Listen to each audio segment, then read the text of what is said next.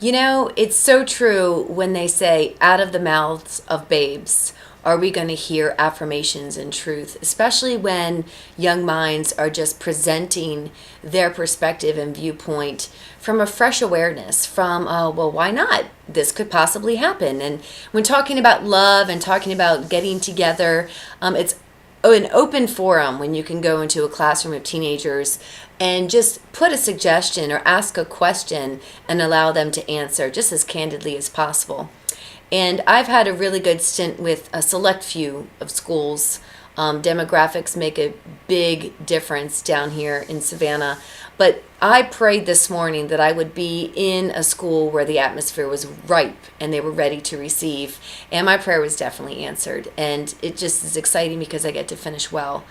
And comparing it to last week where, I left 2 days out of the week crying just because of the students and the staff maybe not even understanding that I am for them. You really can't convince people of anything. You can't reason with them. You can't change their opinions. And I didn't really understand when people used to say it was none of my business what other people thought of me.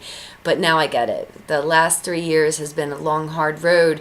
But it's for days like this with simple bliss and a nice little tied in a bow pretty package where kids are just thriving despite their circumstances. So I'll combine two stories, but nonetheless, I was allowing these kids to just kind of sit in a group, and we were just talking about things that they do for enjoyment and the dating scene and the drug scene. And I was just very privileged and grateful that they held nothing back. The reverse coin, the circumstances that really surround all of that, is hearing the hardships of what these very young people have to live through. Many of them raising their own siblings. That's going to result in losing their own childhoods. A lot of them really dealing with abuse on a very real factor. Threats, name calling, these types of things that have become their norm, and the only way that they can differentiate that is to compare it with their peers. And when I had these students in front of their peers share with me stories of horrific abuse, my questions started to kind of come gradually as I said, where does it start and who is to blame? And let me suggest a spiritual atmosphere. Let me suggest that if you trace it all the way back, generation after generation after generation, and we have a high demographic of addiction and drinking and drugging here, could it be that maybe your parents are the product of their parents, are the product of their parents, and so forth? And so now the suffering just continues because of mindsets and thoughts that, okay, well, we're born with this. And I ask them point blank if they believe it's something that they can change. And when I tell you that they come from some severe oppressed circumstances and yet fundamentally believe in their soul that their spirit can rise up and overcome those circumstances, and I'm talking grave situations, I was just led to pray. And I'm cool with that. I just said, look, I don't know where you're all at, but I'm here and I'm listening to you, and I'm concerned because I don't know that in my jurisdiction, I'm leaving. Even when I have been here, I haven't been able to make any kind of difference because I'm not from here.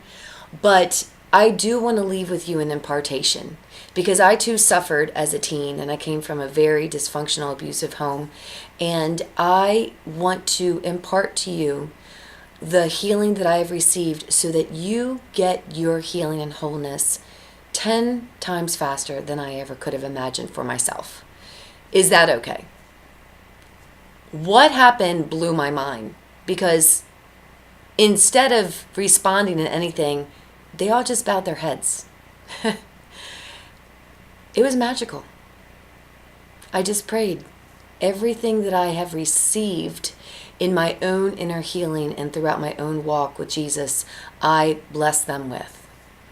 And I really understand when you look into the Enneagram, which is an Eastern school of thoughts, a philosophy of religion, if you will, when it really brings out the need for people to be in communion. And I saw that today with people that necessarily don't know God, but know pain. And when I presented to them that God does indeed suffer alongside of them, that he knows their pain very intimately, and that I was there as a tangible human being to embrace them and say, if I care about you, how much more does the Father who created you? And we didn't have dry eyes. I didn't care if I was crying or vulnerable in front of young minds, hearts. We were all laid bare, and it was beautiful. And I'm going to piggyback that on some of the kids that come over for youth when they talk to me about the hood life that they're living in. And when I have to drop them off, and I'm like, believe me, my goal was to have an orphanage where you don't have to come back to cray cray, but it didn't happen here. But that means it still can happen. And I leave you with prayer and protection, knowing that you can believe I'm going to be praying for you. And I'm sorry I have to drop you off in front of this boarded up house in which you live, but don't worry, because what's inside of you cannot be quenched. And they tell me stories about how they have an OG sitting on the corner, and if he's up to no good and what he's doing to tell the kids to advance themselves is to make some crack or get your hands on some meth and then sell it, desperation is going to have these kids adhere to something that this old G is saying. And what I find remarkable is that there's an anointing. There's a protection on these kids where they're just like, I don't want to just pop out babies and have sex like my mama did, and then she can't take care of them, and then we're all fighting, and some of them are dead, and my daddy's in jail. I mean, this is what they are saying. That doesn't come without an anointing. They are in their circumstances. I was in my circumstances that were just horrible, but yet there's still a mark on their soul and spirit, on their life, that can say, you're more than this. And there is always a way out. It first begins with you believing that there is. And so I'm walking away this week filled and fulfilled and very content in knowing that every time I step foot in a school, I learn something about myself and about the heart of God. Because regardless of how mistreated I have been by children, a lot of the times they are just repeating something that they've been modeled. They've learned it firsthand. And if those people who are their caretakers or parents aren't showing them love and acceptance, then that's what I'm there to do. That's who I'm supposed to be. And I just want to thank every student that I've met in the past 3 years, not even very consistently, but on the time and the occasion where I am face to face with you, you have taught me the most about understanding and accepting and honoring children who are moldable, who are given to me as a gift and a responsibility to cherish and mold and love in the best way I can.